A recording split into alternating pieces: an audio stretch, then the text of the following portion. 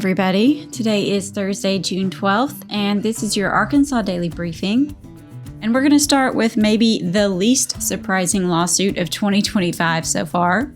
A group of 7 Arkansas families is suing in federal court to block a new state law that requires public schools and libraries to display the 10 Commandments.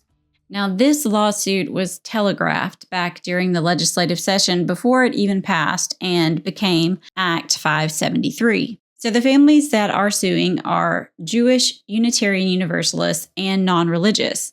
They say that this is a direct violation of their First Amendment rights.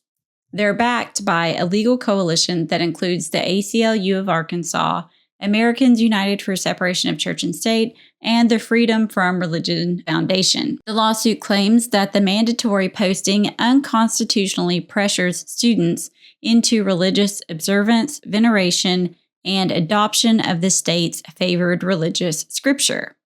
The lawsuit argues that this law doesn't just violate the Establishment Clause, it also tramples the Free Exercise Clause by forcing families to subject their children to state-sponsored religion against their will. They've asked for an emergency injunction to block the law before it takes effect on August 5th. There is legal precedent on their side.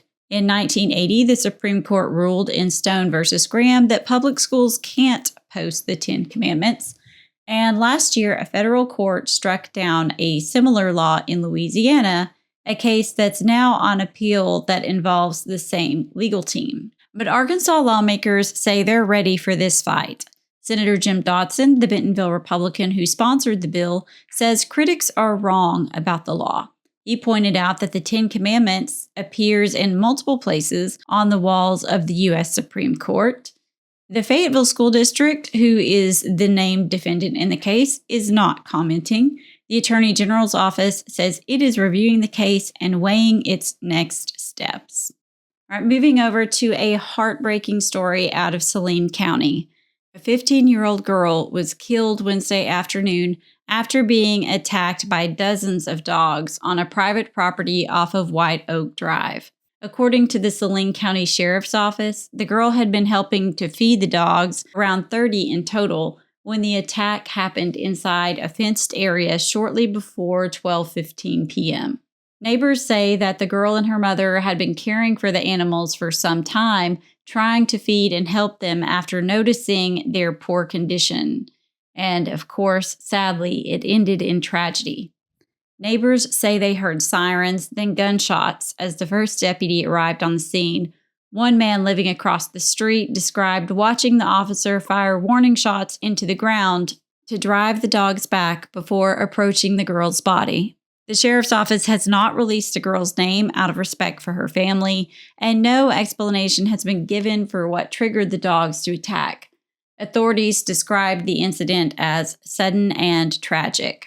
But the tragedy is now raising serious questions from neighbors who don't find it sudden at all. Neighbors say they had complained about the dogs for months, maybe even years. The animals were not properly contained and frequently ran loose in the neighborhood. Neighbors say they were often aggressive, especially near the fence line, and parents didn't feel safe even letting their kids walk alone to the bus stop. The property had also become known for junky vehicles and general disrepair. Residents said they were told by the county that there was nothing that could be done, that there was no animal control authority that had jurisdiction. On Wednesday, the dogs were finally seized, but neighbors say it came too late. One neighbor said, "I think our government has failed us. If somebody had done something, then maybe this little girl would still be alive." All right, so we've got more political news. The governors of California and Arkansas are going at it again. This week, Governor Sarah Huckabee Sanders was on a Fox News interview where she defended the deployment of the military to California during ongoing protests in Los Angeles.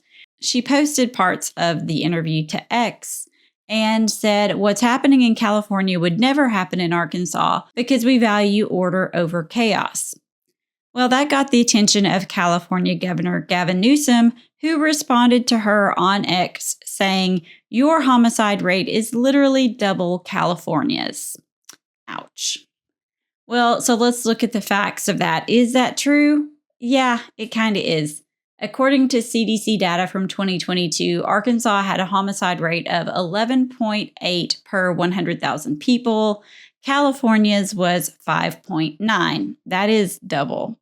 And FBI numbers from 2023 paint a similar picture. Arkansas reported 289 homicides with a population of about 3 million. That's a rate of 9.5 per 100,000.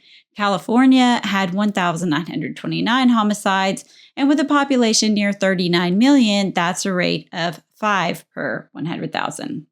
And, there's bad blood between these two. This is not the first time they've clashed. Newsom made a similar claim back in 2023 after Sanders gave the GOP rebuttal to the State of the Union. He said then that Arkansas had one of the highest murder rates in the nation. Again, he's not wrong. So we'll see if this feud dies down or continues to escalate. But, you would think that Newsom would have his hands full with all the chaos and disruption going on in his state. But hey, I guess he's got plenty of time to get into petty arguments on X. All right, we've got big news for Hog fans. Arkansas will face LSU on Saturday night in the opening round of the College World Series. The first pitch is scheduled for 6 p.m. Central at Charles Schwab Field in Omaha, and the game will air live on ESPN. It's a heavyweight matchup. Arkansas comes in at 48-13, and LSU is 48-15. Both teams are battle-tested, and there is no love lost between the Hogs and the Tigers. We faced off only one time this season during the May SEC series in Baton Rouge. That was 3 games total, with LSU winning the first 2, and Arkansas responding with a 7-4 win in Game 3. Now, if Arkansas wins, we'll play again Monday night at 6 p.m., and if we lose, well, let's don't even talk about that. It's a double elimination format, and the finals will air on ESPN and ABC. All right, that is it for your Arkansas Daily Briefing for this Thursday. Stay safe, and we'll see you tomorrow.